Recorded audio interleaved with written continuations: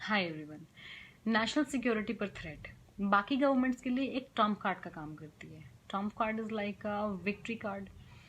और यही national security government के लिए एक शील्ड का काम भी करती है जब गवर्नमेंट को अपने एक्शंस को जस्टिफाई करना होता है। और जब गवर्नमेंट नेशनल सिक्योरिटी के नाम पर अपने एक्शंस को जस्टिफाई करती है तब जो कोर्ट्स होते हैं वो फ्रीज हो जाते हैं।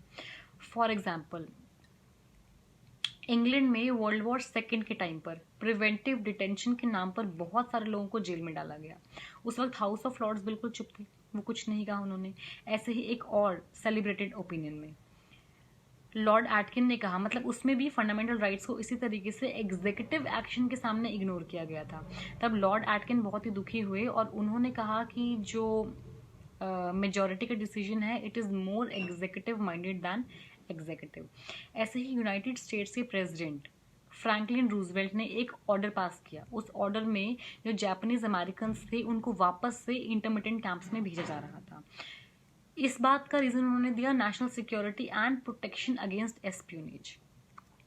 एस्पियोनेज का मतलब होता है जासूसी। इस बात को भी सुप्रीम कोर्ट में, अमेरिकन सुप्रीम कोर्ट में चैलेंज किया गया तो सुप्रीम कोर्ट ने प्रेसिडेंट के डिसीजन को, प्रेसिडेंट के ऑर्डर को ही अपहेल्ड किया और फंडामेंटल राइट्स को छोड़ दिया। अब ये सब बातें मैंने आपको इसलिए बताई क्योंकि इंडिया में भी एक पैरेलल सिनेरियो चल रहा था। एक केस है एडीएम जबलपुर 1976 का। अब क्या था कि 1975 में श्रीमती इंदिरा गांधी ने इमरजेंसी लगाई थी। उस टाइम पे काफ़ी सारे लोगों को प्रिवेंटिव डिटेंशन के नाम पर अंदर डाला जा रहा था। तो ऐसे ही एडीएम जबलपुर का केस भी सामने आया। इसमें भी प्रिवेंटिव डिटेंशन के नाम पर कुछ लोगों को जेल में डाला गया। जब उन्होंने अपनी फंडामेंटल राइट्स की प्रोटेक्शन लेनी चाहिए तो सुप्रीम कोर्ट ने कहा कि ये जो बात है ये इमरजेंसी के टाइम पर है और इमरजेंसी के टाइम पर आपके जो राइट्स थे वो सस्पेंडेड थे, फंडामेंटल राइट्स सस्पेंडेड थे और इसलिए आप इसकी प्रोटेक्शन नहीं ले सकते। उस वक्त जस्टिस खन्ना ने एक अपना बहुत ही पावरफुल डिसेंटिंग ओपिनियन लिखा था। डिसेंटिंग मतलब कि मेजॉरिटी से हटकर, अगेंस्ट द गवर्नमेंट। उन्होंने एक डिसेंटिंग ओपिनियन लिखा जिसकी की कीमत उनको अपने चीफ जस्टिस ऑफ इंडिया की पोस्ट को सैक्रिफाइस करके चुकानी पड़ी, क्योंकि उस वक्त जस्टिस खन्ना की जो प्रमोशन थी वो ड्यू थी as a chief justice of India और उन्होंने जो डिसीजन दिया था वो गवर्नमेंट के अगेंस्ट था। और उस केस में जस्टिस बेग ने जो डिसीजन दिया था वो गवर्नमेंट के लिए सिंपैथेटिक था, इसलिए जस्टिस बेग हालांकि जस्टिस खन्ना के जूनियर थे बट फिर भी उनको चीफ जस्टिस ऑफ इंडिया बना दिया गया। जस्टिस खन्ना वही पर्सन है जिनका Kesavananda Bharati versus state of Kerala में फाइनल डिसीजन था। मतलब जो फाइनल, जैसे 6 जजेस एक साइड थे, 6 एक साइड थे, तो 7th जो जज थे जिनका मेजोरिटी में डिसीजन गया वो यही थे, HR खन्ना। अब जो केस की हम बात आज करने जा रहे हैं, Kartar Singh versus state of Punjab की, उसमें भी कुछ ऐसी ही चीज़ थी। उसमें भी गवर्नमेंट ने अपना नेशनल सिक्योरिटी कार्ड निकाला और प्ले कर दिया और सुप्रीम कोर्ट चुप रहा। फंडामेंटल राइट्स का हनन हुआ और जो नुकसान हुआ वो अल्टीमेटली सिटीजन्स का हुआ। तो हम बात करने जा रहे हैं the terrorists and disruptive activities act, Tada की। टाडा को 1985 में इनैक्ट किया गया। 1984 में प्राइम मिनिस्टर इंदिरा गांधी को असैसिनेट किया गया था और उसके बाद जल्दबाजी में टाडा को, मतलब ये भी एक रीज़न है, इंदिरा गांधी का असैसिनेशन भी एक रीज़न है जो कि टाडा को जल्दी जल्दी इनैक्ट किया गया। अब टाडा को ओरिजिनली जब टाडा को इनैक्ट किया गया था तब पंजाब और नॉर्थ ईस्ट के स्टेट्स में लाइक गोरिल्ला स्टाइल कन्फ्लिक्ट चल रही थी और टाडा को मतलब सब तरफ ब्लडशेड था, सब तरफ प्रॉब्लम्स थी, हेटरेड था। टाडा को जो ओरिजिनली इनैक्ट किया गया था वो पंजाब और पंजाब के नेबरिंग स्टेट्स के लिए किया गया था बेसिकली, और 2 ही साल के लिए किया गया था। बट बाद में टाडा को जोग्राफिकली भी बढ़ा दिया गया और टाइम लिमिट भी बढ़ा दी गई। मतलब 2 साल के लिए था, फिर रिन्यू कर दिया गया, फिर और रिन्यू किया, फिर और रिन्यू किया, ऐसे रिन्यू करते चले गए। और स्टार्टिंग में पंजाब और नेबरिंग स्टेट्स के लिए था बट बाद में 23 स्टेट्स के पर मतलब लागू किया गया और 2 यूटीज पर भी लागू किया गया। मतलब 1990s के मिड तक टाडा 95% ऑफ पॉपुलेशन पर अप्लाई हो रहा था। अब जो टाडा था इसकी प्रोविजंस इतनी ज़्यादा टफ थी कि टाडा के लिए एक तो स्पेशल कोर्ट्स सेटअप किए गए थे कि क्योंकि ताकि स्पीडी ट्रायल किया जा सके। नॉर्मल कोर्ट के अंदर अगर टाडा के केसेस जाते तो डिले होते, प्रॉब्लम्स होती और सब मिक्स हो जाता, टेररिस्ट एक्टिविटीज़ में मिक्स हो जाती। तो इसलिए इनके कोर्ट्स को अलग रखा गया स्पेशल कोर्ट्स के नाम से, और ताकि स्पीडी प्रोसीजर हो, स्पीडी ट्रायल हो, इसलिए प्रोसीजर भी थोड़ा सा डिफरेंट कर दिया गया। अब 5 चीज़ें इसके प्रोसीजर में अलग की गई, जैसे कि first is burden of proof. Normally जो बर्डन ऑफ प्रूफ होता है वो प्रोसिक्यूशन पर होता है, बट टाडा में इस चीज़ को रिवर्स कर दिया गया। इसमें बर्डन ऑफ प्रूफ डाल दिया गया एक्यूज पर। नॉर्मली अगर मैंने कोई केस फाइल किया तो बर्डन ऑफ प्रूफ मेरे ऊपर है कि मैं प्रूव करूं कि मेरे अगेंस्ट ये क्राइम है, मुझे ही प्रूव करना है। लेकिन टाडा में क्या हुआ, उन्होंने बर्डन ऑफ प्रूफ एक्यूज पर डाला कि आप प्रूव कीजिए कि आपने ये चीज़ नहीं की। दूसरी चीज जो है वो एंटिसिपेटरी बेल है। एंटिसिपेटरी बेल के अंदर नॉर्मल केसेस में एंटिसिपेटरी बेल्स मिल जाती हैं, लेकिन टाडा में एंटिसिपेटरी बेल मिलना पॉसिबल ही नहीं था। Third is regular bell. Normal cases में रेगुलर बेल मिल जाती है, एप्लीकेशन दो और मिल जाती है अगर सही है तो। और लेकिन टाडा में क्या हुआ, इसके जो नॉर्मल बेल के प्रोसीजर को इतना ज़्यादा टफ बना दिया गया कि लोगों को मिलती ही नहीं थी। Third is the procedure of evidence, sorry fourth is the procedure of evidence. क्या था कि जैसे नॉर्मल कुछ क्राइम होता है, जनरल अगर हम क्राइम की बात लें, तो आप पुलिस ऑफिसर्स के सामने अगर अपने लाइक गुनाह को कन्फेस करें तो वो एडमिसिबल नहीं है, क्योंकि ये section 25 of Indian evidence act से हिट हो जाता है। क्योंकि इंडिया में कस्टोडियल टॉर्चर के बहुत ज़्यादा केसेस हैं, बहुत ज़्यादा हिस्ट्री है, तो इसलिए ये सेक्शन इनैक्ट किया गया था कि अगर आप पुलिस के सामने अगर आप कोई अपना जुर्म कबूल करते हैं तो वो कोर्ट में एडमिसिबल नहीं होता। लेकिन टाडा के अंदर क्या किया गया था कि अगर आप सीनियर पुलिस ऑफिसर्स के सामने अपना गुनाह कबूल करते हैं, कन्फेशन देते हैं, तो वो एडमिसिबल है कोर्ट में। और इस वजह से कस्टोडियल टॉर्चर्स बहुत ज़्यादा बढ़ गए थे। ये कस्टोडियल टॉर्चर के लिए इंसेंटिव की तरह था कि ठीक है, आप छोटे पुलिस ऑफिसर्स के सामने नहीं कर रहे हैं तो ठीक है, आप सीनियर ऑफिसर्स के सामने कन्फेस कर लो। तो कस्टोडियल टॉर्चर बढ़ गए थे बहुत ज़्यादा। और लास्ट प्रोविजन जो मैं आपको बताने जा रही हूँ वो है कि जैसे एक केस फाइल हुआ, वो डिस्ट्रिक्ट कोर्ट के अंदर फाइल हुआ, ठीक है, डिस्ट्रिक्ट के बाद वो जाएगा हाई कोर्ट में, और हाई कोर्ट के बाद सुप्रीम कोर्ट में।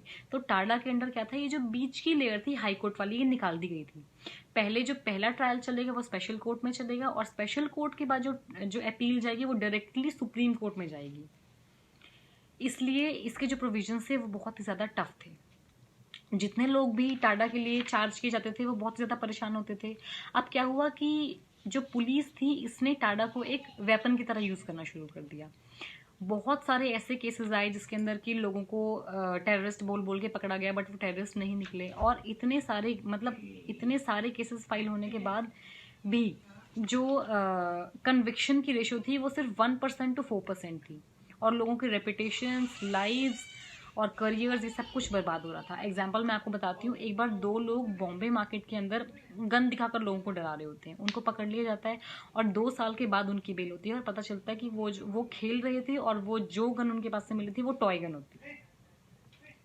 उसके अलावा 3 लोगों को बॉम्ब की पोजेशन के लिए, उन लोगों के पास बॉम्ब थे, 3 बच्चों के पास बॉम्ब थे, उनको पकड़ा जाता है, उनकी बेल 4 साल के बाद होती है, और बाद में पता चलता है कि वो जो थे वो सुतली बॉम्ब थे, मतलब जनरल जो दिवाली पर फायर क्रैकर्स यूज होते हैं वो थे। तो लोग बहुत ही परेशान हो रहे थे, और सिर्फ पुलिस ही नहीं बल्कि पॉलिटिकली भी टाडा का बहुत मिसयूज हो रहा था। पॉलिटिक्स के अंदर क्या होता है कि एक मुस्लिम ऑर्गेनाइजेशन की हेड थी, मुस्लिम ऑर्गेनाइजेशन की हेड को उनके 1 साल के बेटे के साथ जेल में डाला गया था टाडा के अंडर। एक आसाम के अंदर एक प्रेस रिपोर्टर था, वो आर्टिकल लिखते थे टेररिज्म के ऊपर, इसके मिलिटेंट्स के ऊपर, उनको टाडा के अंडर बंद कर दिया गया था। बट जो लोग पावरफुल लोगों के टच में थे, जो लोग उनको जानते थे, उनके लिए टाडा से कोई प्रॉब्लम नहीं थी। फॉर एग्जाम्पल एक कश्मीर के अंदर एक यूनियन थी, उनके हेड का नाम मैं आपको बताती हूँ, 1 सेकेंड। अब्दुल घानी लोने, ये थे founder of people's conference in Kashmir. और ये पर्सन जो सीनियर लॉयर वेणुगोपाल थे, जिनको कि मोदी गवर्नमेंट ने 2017 में मोदी गवर्नमेंट ने अटॉर्नी जनरल ऑफ इंडिया बनाया, उनके चैम्बर में उनके जूनियर थे। उनकी डॉटर को भी टाडा के चार्जेस लगाकर अरेस्ट किया गया, बट उनको मिनटों में बेल मिल गई, उनको आवर्स में बेल मिल गई। तो जो ज़्यादा पावरफुल लोग थे उनके लिए कोई प्रॉब्लम नहीं थी।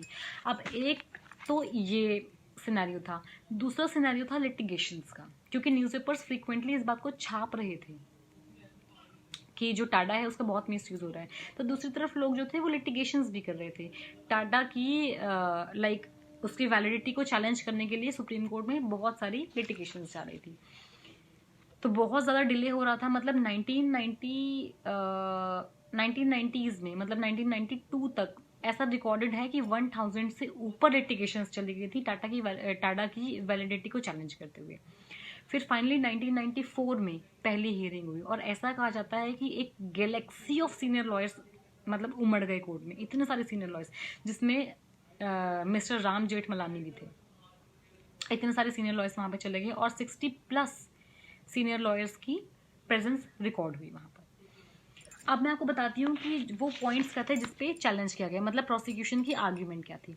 प्रोसिक्यूशन की आर्ग्यूमेंट ये थी कि जो पार्लियामेंट है वो टाडा को इनैक्ट करने के लिए पावर नहीं रखता, और दूसरी आर्ग्यूमेंट ये थी प्रोसिक्यूशन की कि जो टाडा है वो इतना ज़्यादा रेगुलेशंस उसकी टफ है कि वो फंडामेंटल राइट्स को वॉयलेट कर रहा है। फिर फाइनली इस केस पे डिसीजन आता है। डिसीजन देते हैं जस्टिस पांडियन। अब नेक्स्ट डे उनकी रिटायरमेंट होती है, अपने रिटायरमेंट से एक दिन पहले वो डिसीजन देते हैं और वो ये कहते हैं कि मतलब पहले ग्राउंड पे वो कहते हैं कि हाँ अच्छा, जो गवर्नमेंट है, मतलब मैं बता रही हूँ कि वो क्या बोलते हैं, 5 जजेस के बिहाफ पर वो डिसीजन देते हैं और वो कहते हैं कि गवर्नमेंट के 3 पार्ट्स हैं, एक है एग्जीक्यूटिव, एक है जुडिशरी और एक है लेजिस्लेटिव। तो जो लेजिस्लेटिव है उसके पास रूल्स बनाने का, इनैक्ट करने का जो है वो पावर है, और वो तब इनैक्ट कर सकती है जब नेशनल सिक्योरिटी के ऊपर कोई प्रॉब्लम आए। अगर तो टाडा को नेशनल सिक्योरिटी के लिए इनैक्ट किया गया है तो फिर तो पार्लियामेंट के पास पावर है उसे इनैक्ट करने की, लेकिन अगर टाडा को सिर्फ पब्लिक ऑर्डर मेंटेन करने के लिए इनैक्ट किया गया है तो वो अनकॉन्स्टिट्यूशनल है, तो उसको स्टॉक ऑफ कर दिया जाएगा। फिर उसके बाद वो बोलते हैं कि हाँ जी ठीक है, जो टाडा है उस मतलब जो दंगे हुए थे पंजाब में और जो पूरे देश में दंगे हुए थे उसमें पूरा वाइड स्प्रेड ब्लडशेड हुआ था, पूरा सब तरफ हेट्रेड था, बहुत प्रॉब्लम्स थी, लोगों ने मारा काटा, बहुत सारे रॉयट्स हुए, तो ये नेशनल सिक्योरिटी पर ही प्रॉब्लम थी, इसलिए जो टाडा को इनैक्ट किया गया वो ठीक था। तो मतलब फर्स्ट ग्राउंड तो हट गया, फर्स्ट जो आर्ग्यूमेंट थी वो तो हट गई, उसको तो अपहेल्ड कर दिया गया। अब क्योंकि फर्स्ट ग्राउंड को अपहेल्ड कर दिया गया था तो अब उम्मीद थी कि सेकंड ग्राउंड भी शायद अपहेल्ड कर दिया जाएगा। उस पर जस्टिस पांडियन क्या कहते हैं कि जो सेकंड ग्राउंड है फंडामेंटल राइट्स के बारे में, तो फंडामेंटल ये एक ड्रैकोनियन लॉ है, कस्टोडियल ऑर्डर्स को बढ़ा रही है, कुछ ओवर जीलस पुलिस ऑफिसर्स हैं जो कि ज़बरदस्ती से कन्फेशंस को सिक्योर कर रहे हैं, कन्फेशंस को सिक्योर कर रहे हैं ताकि कन्विक्शन हो सके। बहुत ज़्यादा प्रॉब्लम है इसमें, और मतलब लोगों को प्रॉब्लम्स आ रही हैं इसमें। टाडा कोर्ट्स के अंदर लोग चले जाते हैं, लोगों को ले जाया जाता है, उसके बाद उनको बेल नहीं मिलती, तो लोग सफ़र कर रहे हैं। हम इस चीज़ को कंडेम करते हैं, निंदा करते हैं, मतलब सिंपली। और उसके बाद उन्होंने क्या किया, सेक्शन 15 को अपहेल्ड कर दिया। मतलब उनकी बातों से उस वक्त ये लग रहा था कि शायद सेक्शन 15 इसका स्टक ऑफ कर दिया जाएगा, लेकिन सेक्शन 15 उन्होंने स्टक ऑफ नहीं किया, बट उन्होंने क्या किया, उसमें कुछ गाइडलाइंस। हालांकि उस वक्त जस्टिस रामास्वामी थे, जस्टिस रामास्वामी ने कहा भी कि इसको स्टक ऑफ कर दिया जाना चाहिए, लेकिन उन्होंने खुद रिफ्यूज़ कर दिया कि मैं स्टक ऑफ नहीं करूंगा, और उन्होंने उम्मीद की कि हो सकता है कि जो पार्लियामेंट है वो इसको 1 साल के अंदर अंदर कुछ अमेंडमेंट्स ला दे, कुछ ईजी कर दे इसके प्रोसीजर को। और इस बात के साथ सेक्शन 15 को अपहेल्ड कर दिया गया और कुछ गाइडलाइंस उसमें इंट्रोड्यूस कर दी गई। मैं आपको गाइडलाइंस पढ़ के सुनाती हूँ कि क्या थी। Confessions to be recorded in the same language in which the person was examined. Simple चीज़ कि जिस चीज़ में पर्सन को एग्जामिन किया जाता है उसी में कन्फेशंस को भी रिकॉर्ड किया जाए। Second, defendants who made confessions be produced before a magistrate without any delay. इसमें भी कुछ ज़्यादा खास चीज़ नहीं की गई। Next is police to be required to respect the defendant's right to silence. And the fourth is a communication be set up at the central and state levels to review the function of TADA. अब court किस पे आता है, section 19 पे। Section 19 आता है direct appeal पे। मतलब कि सेक्शन 19 के अंदर क्या होता है कि बीच का जो लेवल होता है हाई कोर्ट का वो रिमूव कर दिया गया होता है, और स्पेशल कोर्ट के बाद डायरेक्टली सुप्रीम कोर्ट में अपील होती है। तो कोर्ट इसके अंदर भी क्या करता है, कंडेम करता है, मतलब महज निंदा करता है।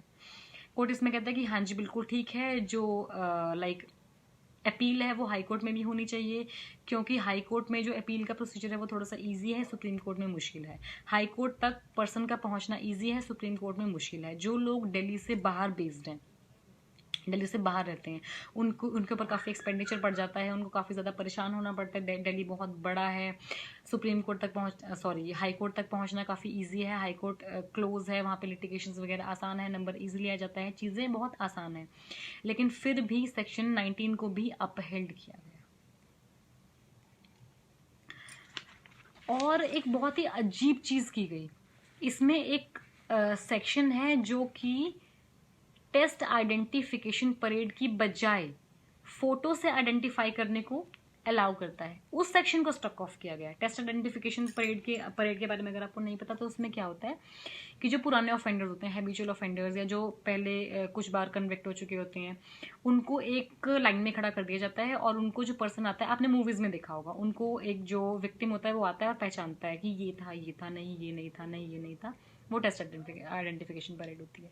तो उन्होंने क्या किया, उस सेक्शन को स्ट्रक ऑफ कर दिया कि हाँ ठीक है, फोटोग्राफ से आइडेंटिफाई नहीं, फोटो मतलब सेक्शन क्या कह रहा था कि टेस्ट आइडेंटिफिकेशन परेड की बजाय फोटोग्राफ से आइडेंटिफाई किया जा सकता है, उस सेक्शन को स्ट्रक ऑफ कर दिया गया। तो ये चीज़ लोगों को बहुत ही ज़्यादा अजीब लगी, क्योंकि इसके बारे में तो कोई आर्ग्यूमेंट ही नहीं थी।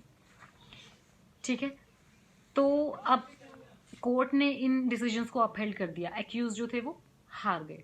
न्यूज़पेपर्स ने बहुत ज़्यादा लाइक कंट्रोवर्सी हुई, उन लोगों ने बहुत ज़्यादा बातचीत की। जो जो न्यूज़ टाइम्स ऑफ इंडिया ने ये छापा कि सुप्रीम कोर्ट ने टाडा की जो प्रोविजंस है उसको ब्लंट कर दिया है।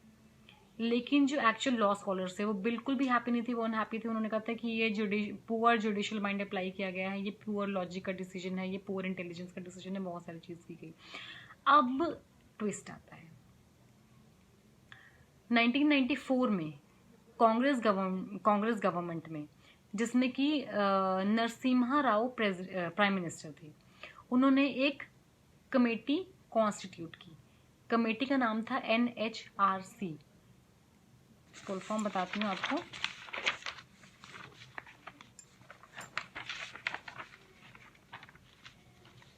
National human rights commission.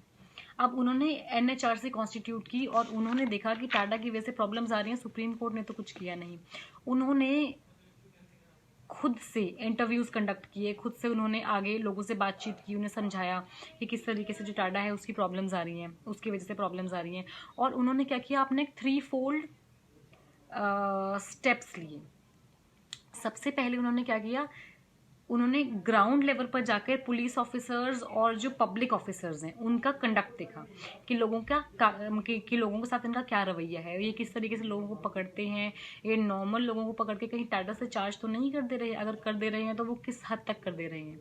ठीक है, सबसे पहले उन्होंने उनके बिहेवियर को ऑब्जर्व किया ग्राउंड लेवल पर जाकर। सेकंड, उन्होंने एक फाइल मेंटेन की जिसमें कि उन्होंने केसेस डाले जहां पर लोग इनोसेंट थे, उनको टाटा से चार्ज किया गया था, और जहां पे उनके करियर सेक्रीफाइस हुए थे, फैमिली लाइफ सेक्रीफाइस हुई थी, जहां पे उन्होंने अपनी रेपुटेशंस खोई थी, उसकी एक फाइल प्रिपेयर की गई ताकि सुप्रीम कोर्ट को कन्विंस किया जा सके केस को रीओपन करने के लिए। और लास्ट, उन्होंने डायरेक्टली MPs से बात की कि आप ऐसा कीजिए, आप देखिए कि टाडा की ग्राउंड रियलिटी क्या है और टाडा को री इनैक्ट ना कीजिए, क्योंकि स्टार्टिंग से हो क्या रहा था, 1985 में 2 साल के लिए आई थी, बार बार री इनैक्ट ही करते जा रहे थे उसको। तो उन्होंने उनसे बात की MP से और कहा कि प्लीज़ आप इसे री इनैक्ट मत कीजिए, और फाइनली टाडा को री इनैक्ट भी नहीं किया गया और प्राइम मिनिस्टर नरसिम्हा राव की वजह से टाडा पर फुल स्टॉप लग गया। लेकिन फिर भी टाडा जो था, मतलब टाडा की प्रोविजंस को बंद कर दिया गया 1995 में फाइनली। लेकिन फिर भी जो टाडा के केसेस थे वो चल रहे थे। इंडिया टाडा को भूल चुका था, लेकिन कुछ इंडियंस टाडा की वजह से अभी भी सफ़र कर रहे थे। Thank you very much.